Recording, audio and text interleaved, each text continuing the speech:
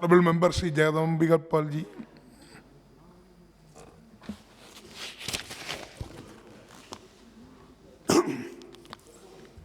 आदरणीय अधिष्ठाता महोदय, मैं आपका अत्यंत आभारी हूं कि आपने महामहिम राष्ट्रपति के अभिभाषण पर आदरणीय हरीश द्विवेदी जी के धन्यवाद प्रस्ताव के और श्री कमलेश पासवान जी के समर्थन के उस प्रस्ताव पे बोलने का मुझे अवसर दिया। अभी मैं बहुत देर से महामहिम राष्ट्रपति के अभिभाषण पे इस सम्मानित सदन के सभी विद्वान नेताओं को मैं सुन रहा था। राष्ट्रपति का अभिभाषण सरकार की नीतियों का, कार्यक्रमों का, उनकी योजनाओं का, उपलब्धियों का दस्तावेज होता है।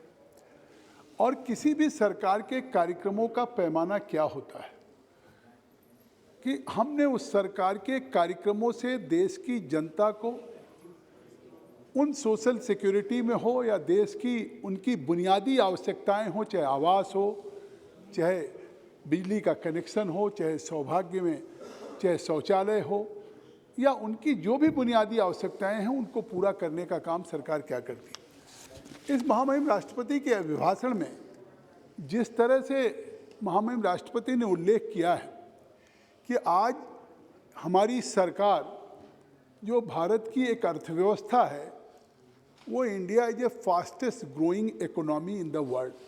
ये बात केवल महामहिम राष्ट्रपति ने नहीं कहा, ये हमारी सरकार की नीतियां हैं। और जिस तरह से आप कोविड की वैश्विक चुनौती में याद करिए कि जब पहली बार, आज के 2 साल पहले कोविड का पहली बार 2019 में आया, तो उस समय हम दुनिया में उस वैश्विक चुनौती से बेखबर थे। और जब कोविड की लहर आई, उसके बाद जब पीपी किट की ज़रूरत पड़ी डॉक्टर्स को, कोरोना वायरस को, तो उस समय हम पीपी किट को भी चाइना से मंगाने का काम करते थे। और उस समय न हमारे पास वेंटिलेटर थे उतने, न इनके 95 मास्क था। और आप याद करिए कि जब ये महसूस हुआ पूरे देश के सामने कोविड की उस चुनौती में, तो उस समय भारत के प्रधानमंत्री मोदी जी ने पूरे देश की जनता से आह्वान किया कि अब एक वक्त आ गया है कि जब भारत को आत्मनिर्भर भारत बनाना होगा। और वो भारत बनेगा कि जब हम अपनी आवश्यकताओं की पूर्ति के लिए किसी देश पे निर्भर नहीं होंगे, बल्कि भारत अपनी आवश्यकताओं की पूर्ति स्वयं करेगा और दूसरे देश की भी आवश्यकताओं की पूर्ति करने का काम करेगा। और आपने देखा कि हमारे इंडियन मेडिकल काउंसिल रिसर्च ने, IMCR ने कहा कि जो चाइना का पीपी किट का जो असाइनमेंट आया था वो अप टू द मार्क नहीं था, उसको रिजेक्ट कर दिया। और आज परिस्थितियां कितनी बदली हैं। आज इस देश की परिस्थिति ये बदली कि उस कोविड की दूसरी लहर आई, आज तीसरी लहर आई। तीसरी लहर में जहां अमेरिका जैसा विकसित देश आज जिस तरह से उस ओमिक्रॉन में या कोविड में वहां पे मौत हो रही है, आज हमारे देश में हम ओमिक्रॉन या कोविड की तीसरी लहर में 1% भी लोग अस्पताल में दाखिल नहीं हुए, जिसका कारण है कि हमारे वैज्ञानिकों ने, हमारी सरकार के प्रयास से आज 2 वैक्सीन हुआ, जिसमें 93% लोगों ने उस वैक्सीन को लेने का काम किया, फर्स्ट डोज, और 70% दूसरी डोज लिया, जिसके कारण आज लोग सुरक्षित हैं। और केवल जहां हम पीपी किट दूसरे देश से मंगा रहे थे, उन परिस्थितियों में आज हमने 180 देशों को वैक्सीन देने का काम किया। केवल भारत की सरकार ने, आदरणीय मोदी जी ने या हमारी सरकार ने अपने देश के लोगों को सुरक्षित करने का काम नहीं किया है, हमने विश्व के तमाम देशों के लोगों को उस कोविड से बचाने का काम किया। तो हमारी सरकार की ये नीतियाँ हैं उस आत्मनिर्भर भारत की तरफ। और आज अगर आप देखें कि इस सदन में ही जब हमारी इकोनॉमिक सर्वे निर्मला सीतारमन जी ने प्रस्तुत किया, आर्थिक सर्वेक्षण हो या बजट आया, तो आप सोचिए कि जो चाइना और अमेरिका की जीडीपी या विकास दर था, जहां की वो दुनिया में चाइना और अमेरिका नंबर 1 पे थे, और इस कोविड में जहां हमने देश के 130 करोड़ लोगों को हमारी सरकार ने उनकी ज़िंदगी बचाने का काम किया, वहीं हमारी सरकार ने उसके साथ साथ देश की इकोनॉमी, देश की अर्थव्यवस्था को भी बचाने के लिए जिस तरह से आत्मनिर्भर का प्रयास किया, उसका नतीजा रहा कि आज ये हम केवल NSO, नेशनल स्टैटिस्टिक्स ऑर्गेनाइजेशन नहीं कह रहा, ये IMF कह रहा है।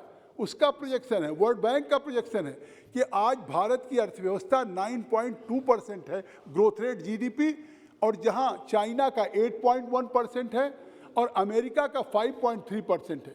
तो आज तो इस सदन को, देश को इस बात के लिए गर्व की अनुभूति करनी चाहिए कि इस कोरोना की वैश्विक चुनौती में भी आज दुनिया की सबसे मजबूत अर्थव्यवस्था उभरी है, तो भारत की अर्थव्यवस्था उभरी है। इसलिए मैं ये बात कहना चाहता हूँ कि आज जहाँ हमने इसमें आज देश के लोगों के लिए इसलिए उभरी है कि हमने कैपिटल एक्सपेंडिचर में 13.5% हमने खर्च किया है, जिससे हमारे हाईवेज हो, रेलवे के हो, इंटरनेशनल एयरपोर्ट्स हो, कनेक्टिविटी को हमने बढ़ाने का काम किया। इसी तरह से सोशल सेक्टर में हमने 8.6% किया, जो कि 2014 में 6.2% था।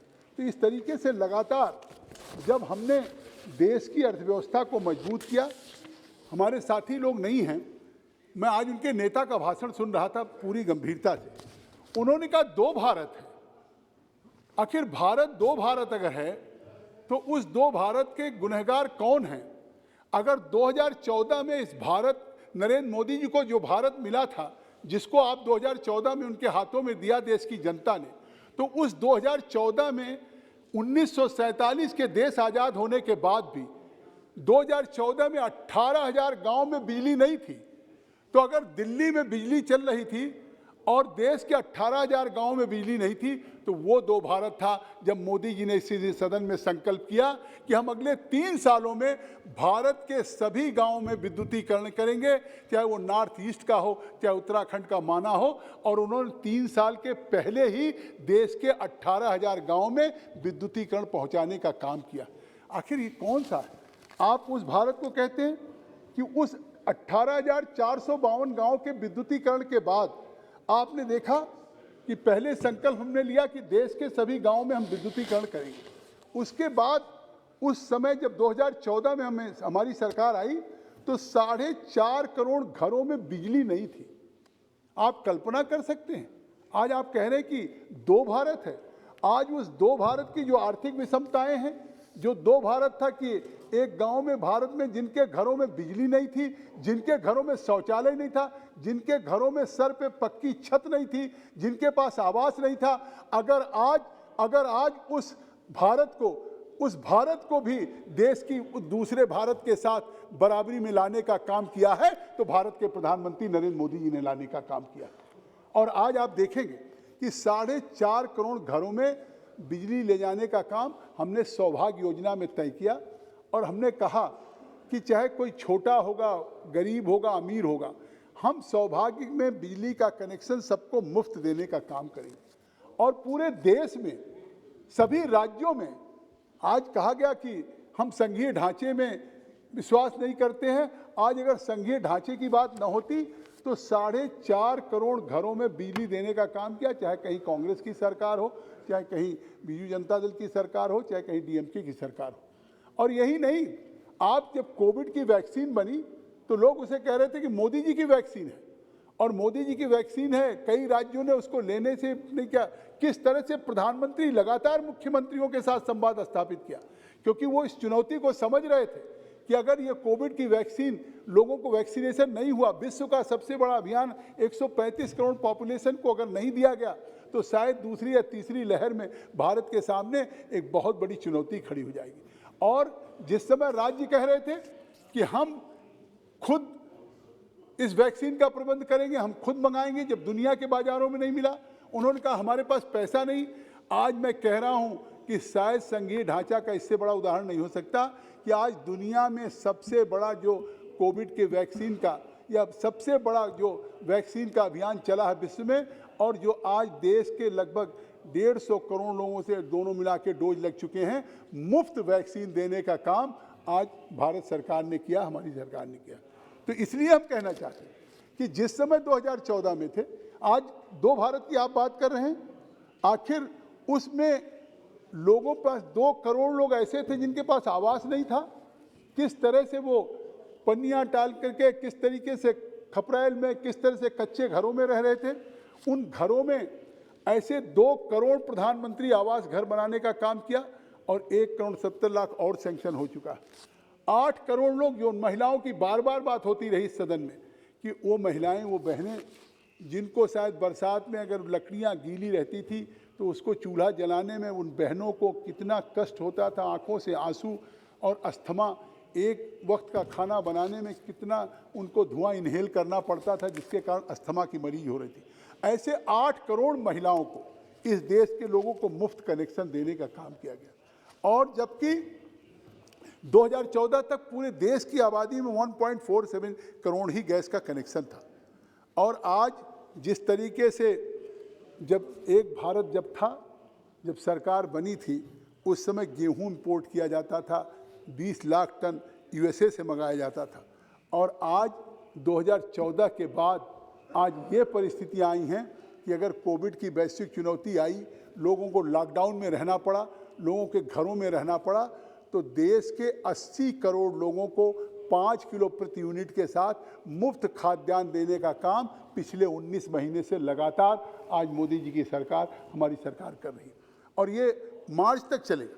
तो इस तरीके से, जिस तरीके से लोगों को हमने ज़िंदगी की हिफाजत के साथ लोगों को खाद्यान्न देने का काम किया है, और लोगों के घरों में आज लोग, जो तमाम इस सदन में इस बार बात होती है कि हमारी बहनों को शाम तक सूरज ढलने का इंतजार करना पड़ता था। 6.5 करोड़ टॉयलेट्स हमने बनाने का काम किया। और फिर 2014 से 21 तक 10 करोड़ टॉयलेट। आज़ादी के बाद से 2014 पूरे देश में केवल 6.5 करोड़ शौचालय थे, और 2014 से 21 तक हमने 10 करोड़ शौचालय बनाया।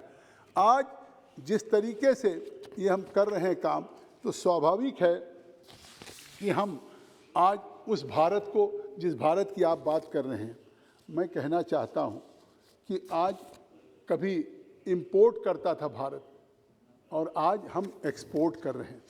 मनरेगा की बात आई, रोजगार की बात आई। आखिर मनरेगा में 10 सालों में, हमारे अभी बीएसपी के साथी ने भी कहा और लोगों ने भी कहा कि मनरेगा में क्या हुआ, बजट कम हो रहा है। 10 साल में टोटल 1.96 लाख करोड़ मनरेगा में खर्च हुआ, और पिछले 7 सालों में हमने 4,70,000 4.7 लाख करोड़ खर्च किया है। तो इससे स्वाभाविक है कि हमने रोजगार बढ़ाया। जिस तरीके से इसी सदन ने 37,000 करोड़ का बजट हमने मनरेगा में दिया था, लेकिन जब कोविड आ गया, लॉकडाउन में हो गए, तो उस समय फिर प्रधानमंत्री ने 50,000 करोड़ मनरेगा में और डालने का काम किया कि जिससे प्रवासी मजदूर जो आएंगे, वो उस प्रवासी मजदूरों को वहाँ पे काम मिलेगा, और उन लोगों को काम मिलने की बात थी। इसी तरीके से ये कहा गया कि आज भारत के प्रधानमंत्री एक तरह से आइसोलेशन में आ गए। हमारा मुल्क, हमारे देश के लोगों की स्थिति ये हो गई है कि हमारे साथ कोई है नहीं। और मैं आज कहना चाहता हूँ कि शायद ये पहले भारत के प्रधानमंत्री होंगे जिनको दुनिया के तमाम देशों ने, जिस तरह से अपने देश का भारत रत्न होगा, उस तरह से उस देश के सबसे बड़े बड़े जो रत्न होंगे, जो अवार्ड होंगे, वो अवार्ड देने का कार्य किया। चाहे सऊदी अरबिया हो, ऑर्डर ऑफ अब्दुल अजीज अल सऊद का देने का काम किया, स्टेट ऑर्डर ऑफ गाजी अमीर अमुल्ला खान जो हमारे अफ़गानिस्तान का है, grand collar of the state of Palestinian का अवार्ड मिला, ऑर्डर ऑफ जयद अवार्ड मिला, सेंट एंड्रूज अवार्ड रूस का 2019 में मिला। कितने अवार्ड्स मिले हैं भारत के प्रधानमंत्री। और मैं कहना चाहता हूं कि आज अगर ग्लासगो का सम्मेलन याद होगा, लोगों ने कहा कि साहब चाइना और पाकिस्तान एक हो गया। आज चाइना पाकिस्तान की एक बात कर रहे हैं, पाकिस्तान और चाइना को दुनिया से अलग थलग कर देने का काम अगर किसी ने किया है तो भारत के प्रधानमंत्री नरेंद्र मोदी जी ने किया। अभी सितंबर में क्वाड में सम्मेलन हुआ, और उस क्वाड के सम्मेलन में, जिसमें यूनाइटेड स्टेट्स ऑफ अमेरिका है, जापान है, ऑस्ट्रेलिया है, इंडिया है और चाइना के लोगों ने कहा कि साहब ये जो क्वाड है, ये क्वाड चाइना की सिक्योरिटी के लिए सबसे बड़ा थ्रेट है।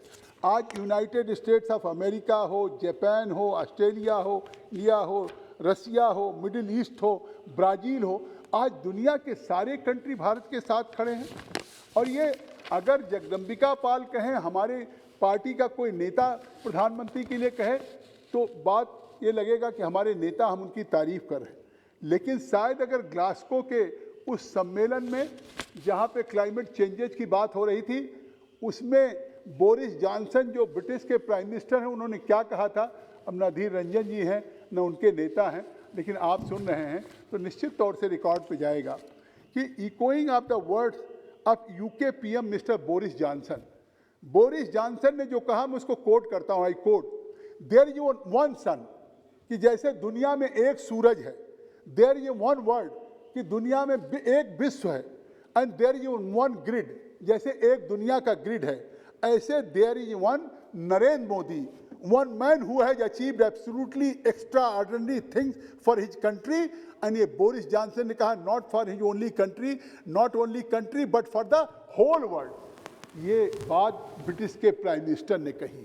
तो ब्रिटिश के प्राइम मिनिस्टर कहें, आज तो इनको इस बात को खड़े होकर कहना चाहिए कि जो पाकिस्तान और चाइना हमेशा अगर हमारे से विरोध में रहता था, तो आज उस पाकिस्तान और चाइना को दुनिया से अलग थलग कर देने का काम भारत के यशस्वी प्रधानमंत्री नरेंद्र मोदी जी ने किया है।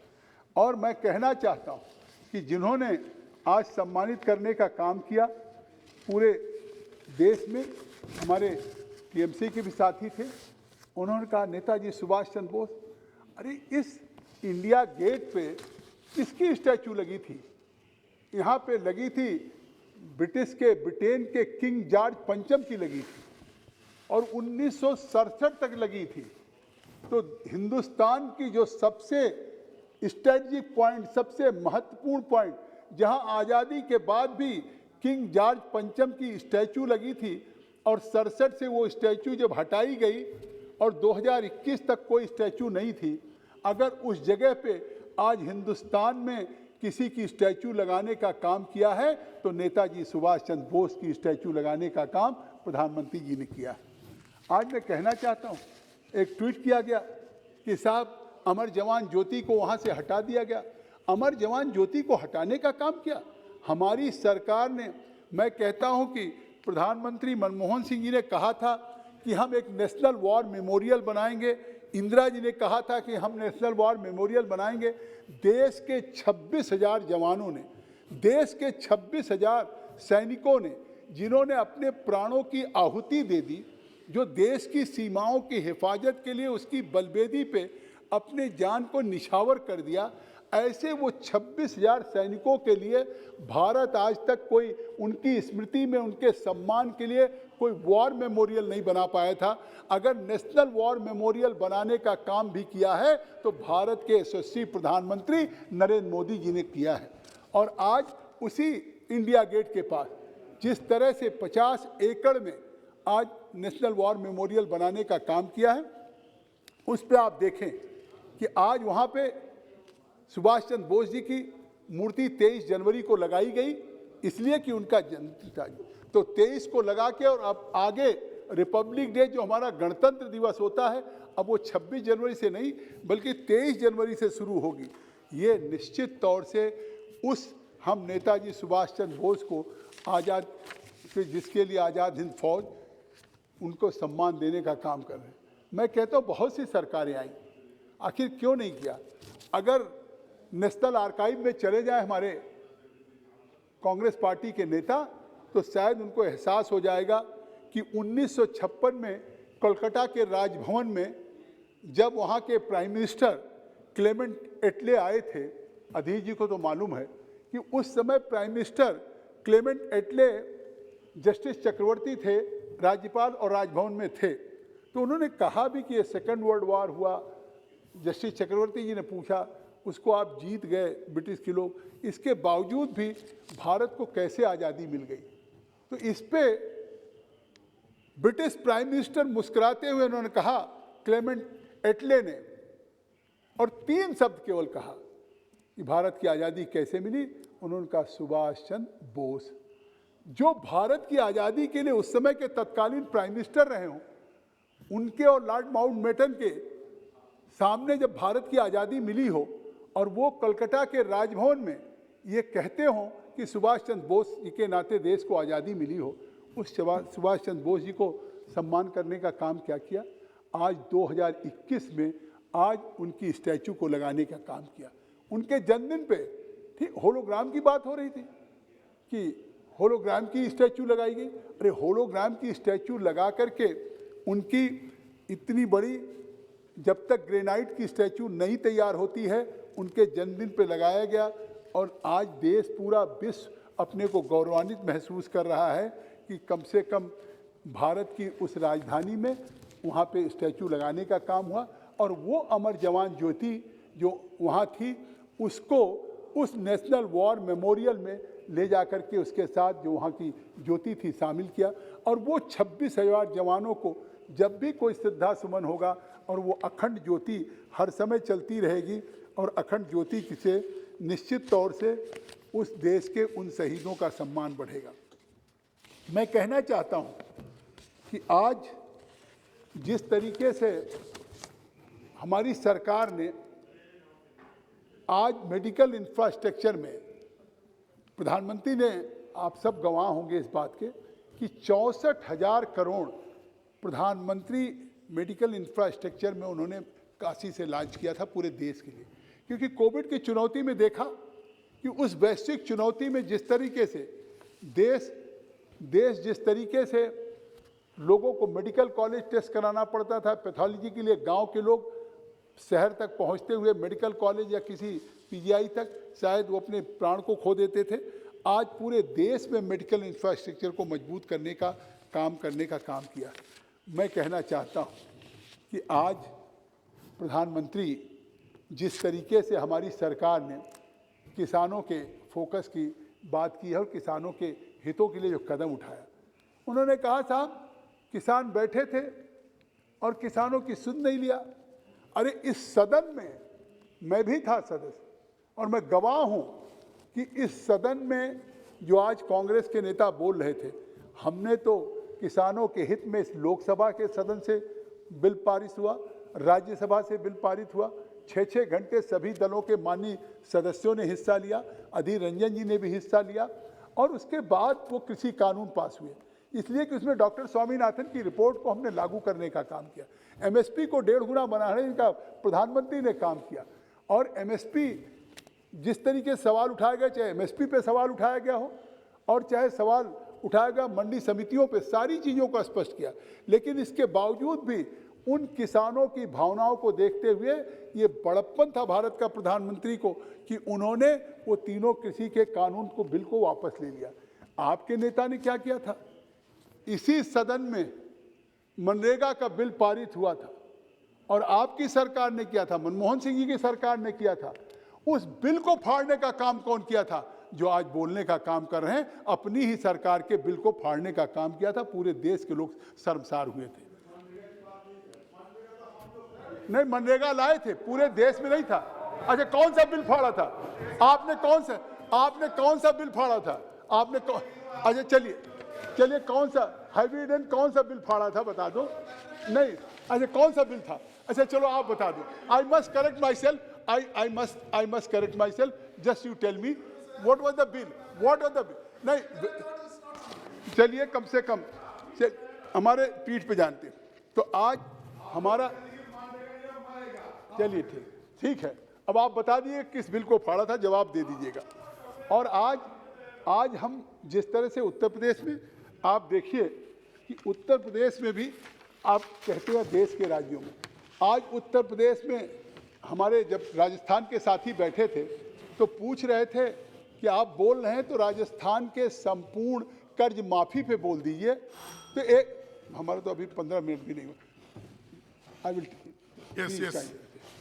हमारे संपूर्ण माफी की बात हुई, संपूर्ण कर्ज माफी होगी।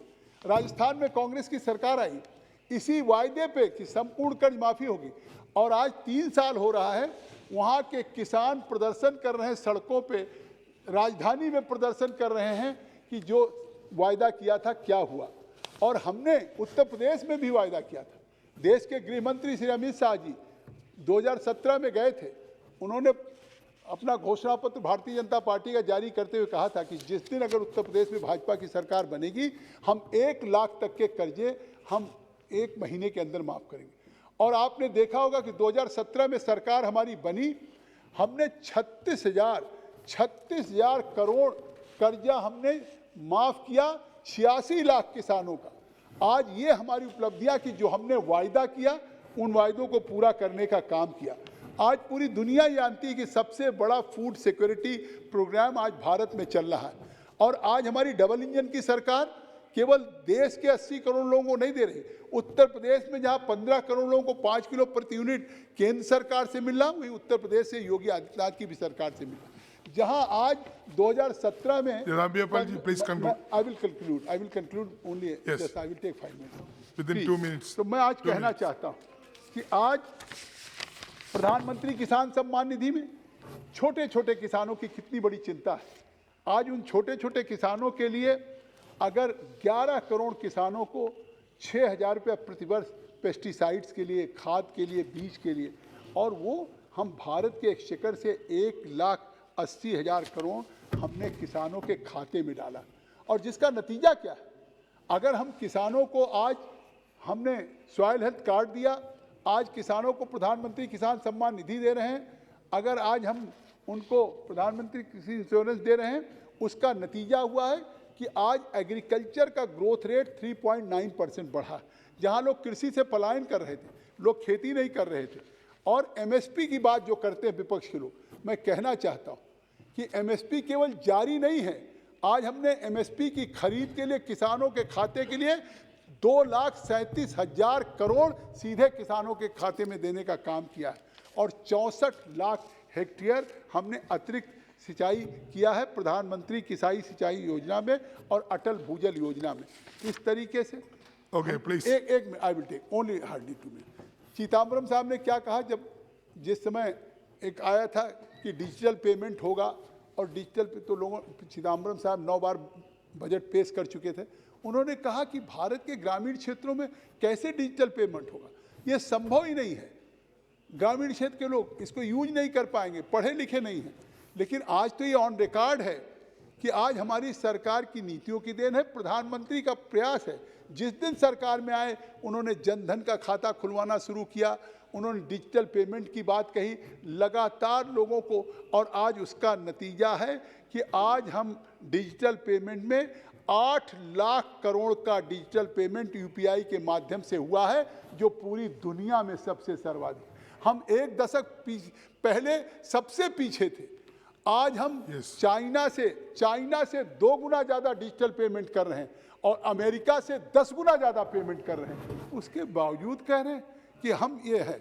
और जिस तरीके से आज मैं कहना चाहता हूँ कि मान्यवर ये देश की सुरक्षा की बात करते हैं, देश की सुरक्षा की बात करेंगे। 2014 के पहले क्या स्थिति थी कि सीमा पार से लोग आते थे, चाहे आईएसआई के लोग, आतंकवादी, हमारे देश के सैनिकों का सर काट के लेके चले जाते थे, हम रिटेलिएट नहीं करते थे, पूरे देश का खून खौल जाता था। और अगर पुलवामा में, उरी में कोई बात हुई तो पूरे देश ने नहीं, पूरी दुनिया ने देखा कि हमने बालाकोट में एयर स्ट्राइक किया, हमने उनकी सीमाओं में घुस करके हमारे सैनिकों ने सर्जिकल स्ट्राइक किया है। तो आज अगर वो पाकिस्तान अब समझ गया कि अब वो भारत नहीं है, अब वो भारत नहीं है, अब भारत एक हो चुका है, भारत वो मजबूत भारत हो चुका है, आत्मनिर्भर भारत हो चुका है, शक्तिशाली भारत हो चुका है कि अगर चाहे पाकिस्तान हो और चाइना हो, अगर वो हमारी तरफ नजरें उठाएगा तो उसकी नजरों को हम फोड़ देने का काम करेंगे। वो भारत की हमारी सरकार। नहीं, मैं बस I will take hardly 1 minute. मैं कहना चाहता हूँ कि आज जो हमारी स्थिति है उसमें कंक्लूड कर रहा हूँ। बिल्कुल मैं आपसे अपने प्लीज हमारी सरकार के जो उपलब्धियां और योजनाएं हैं, मैं केवल पैंडेमिक टाइम नहीं, बिल्कुल आदरणीय अधिष्ठाता महोदय, कम से कम आज देश के उन स्वतंत्रता संग्राम सेनानियों को, चाहे पटेल हो, प्लीज करो, चाहे हमारे सुभाष चंद्र बोस हो, चाहे वीर सावरकर हो, आज उन सारे लोगों, या चाहे हमारे बाबा भीमराव अम्बेडकर हो, पंचतीर्थ किसने बनाने का काम किया? बड़े बड़े महापुरुषों का था। लेकिन आज अगर बाबा भीमराव अम्बेडकर का अगर पीठ बनाने का काम किया, अगर आज उनकी स्मृति में स्मारक बनाने का काम किया, तो इसी पार्लियामेंट के बराबर में हिंदुस्तान में पहली बार हमारी सरकार और नरेंद्र मोदी जी ने किया। पांचों उनके स्थान जुड़े हुए थे, उसको पंचतीर्थ स्थान बनाने का काम किया। जिस तरह से बैकवर्ड कमीशन को हमने कॉन्स्टिट्यूशनल दर्जा दिया, आज बांटने की बात करते हैं। ये लोगों को किस तरीके से कह रहे हैं। Yes. सारे राज्यों के साथ फेडरल स्ट्रक्चर में आज चाहे जीएसटी हो, चाहे उसके साथ मिलकर के हमारे कोविड का प्रबंधन हो, चाहे सारी उनमें जिस तरीके से काम कर रहे हैं, मुझे लगता है कि आज उनके साथ हम डिसरिस्पेक्ट नहीं करते हैं, हम उनको तो रिस्पेक्ट करना चाहते हैं। लेकिन मैं कहना चाहता हूं कि वो हम पे आरोप लगा रहे थे कि हमारे साथ डिसरिस्पेक्ट कर लीजिए। अरे हम बिल्कुल नहीं करते, हम तो रिस्पेक्ट करते हैं, लेकिन आपको रिजेक्ट करने का काम आपको देश की जनता कर रही है। एक एक राज्य से कांग्रेस मुक्त हो रहा है, कुछ दिन बाद भारत से कांग्रेस मुक्त हो जाएगा। Thank you so much. मैं समर्थन करता हूं।